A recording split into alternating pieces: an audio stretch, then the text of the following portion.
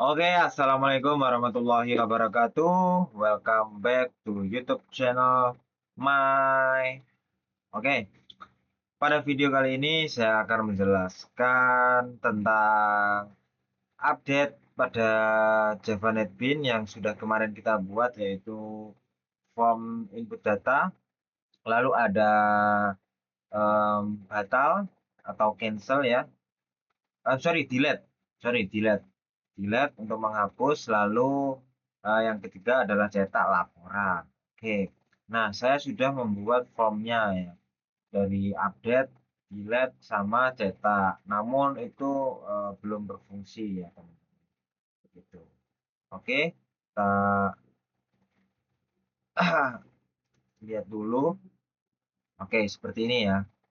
Jadi nanti untuk yang pertama ini saya akan membuat update data. Jadi nanti kalian bisa mengeklik pada tabel yang kemarin sudah kita buat outputnya, lalu kita klik, setelah itu update data, atau kita edit dulu lalu kita klik tombol update.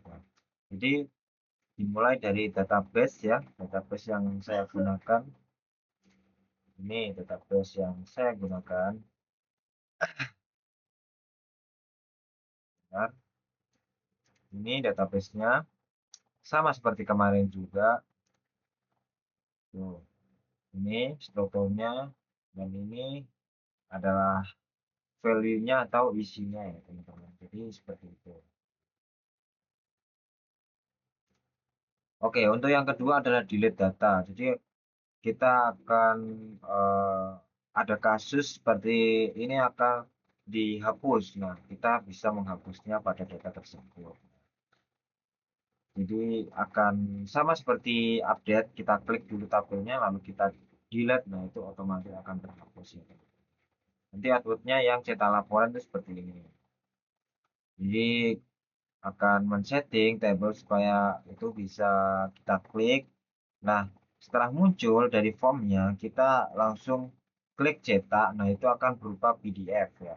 Nanti PDF-nya itu masuk ke dalam data manager atau ini, file manager ini.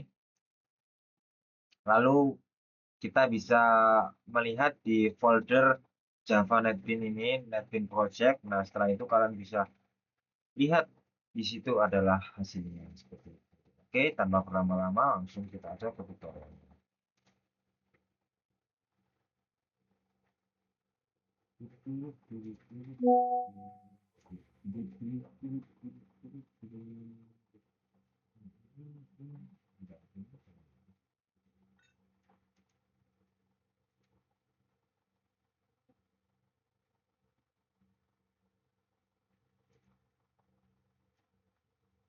Bikin tugas 9 yang kemarin ini ya. Oke. Nah, kita lihat dulu. Nah, formnya seperti ini teman-teman.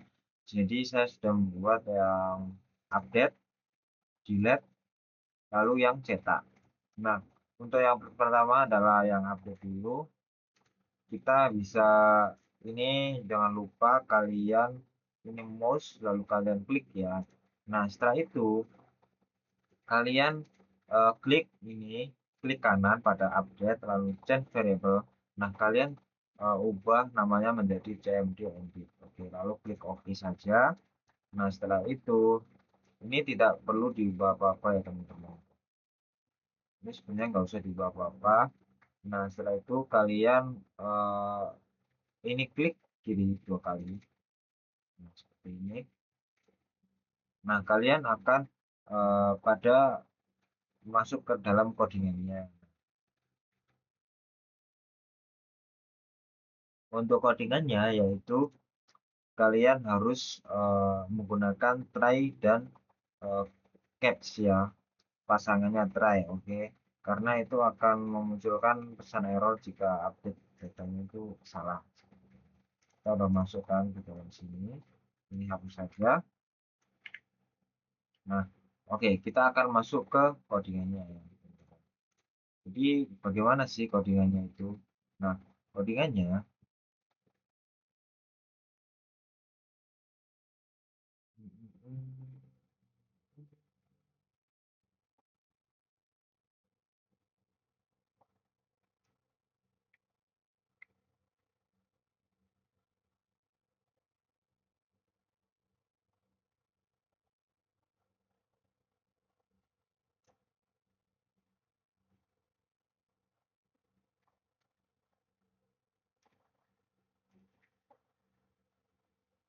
Oke. Nah, untuk codingannya itu seperti ini ya, teman-teman. Jadi, kalian bisa lihat itu ada try, lalu catch, yaitu pasangannya dari try, exception, oke. Nah, eh, try dan catch exception itu digunakan untuk menangani kemungkinan error ya pada saat eksekusi database.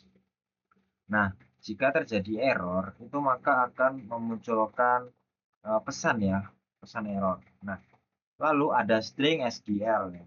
Ada string SQL yaitu untuk update mahasiswa set. Nah, itu apa sih? Nah, update mahasiswa itu perintah untuk memperbarui data di tabel mahasiswa ya.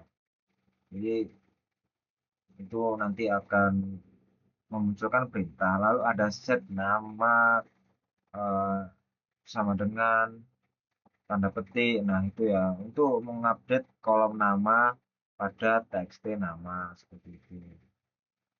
Lalu ada alamat. Nah, itu get text itu untuk mengambil ya, teman-teman.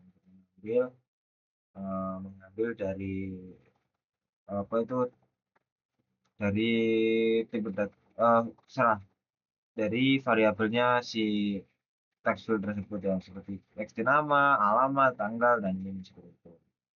Itu akan mengambil dari situ. Nah, nanti akan diubah gitu. Nah, ada where ya, penting. Semua pokoknya ada where itu penting karena hanya update data yang name sesuai dengan txt name seperti itu. Oke, lalu ada itu execute update. Nah, itu digunakan untuk query yang mengubah data insert, update dan delete ya. Jadi mengembalikan nilai int jumlah baris yang berpengaruh. Nah, jika resultnya 1, maka baris berhasil itu diupload. Jika resultnya 0, tidak ada baris yang cocok dengan where seperti itu ya. Jadi kalian kalau mengubah name-nya itu bakalan gimana ya? Tidak berpengaruh. Nah, lalu ada Gaussian pen yaitu tampilkan pop-up jika datanya itu berhasil, lalu ada bersih untuk kosongkan semua file from, lalu ada loop datanya, yaitu refresh tabel agar menampilkan tampilan terbaru. Seperti itu. Nah, untuk yang Gaussian pen atau get message yaitu menampilkan pesan error spesifik pada database. Lalu ada sistem error limit yaitu mencetak error ke konsol untuk debugging ya. Jadi, nah langsung saja kita ke outputnya. Oke, kita output.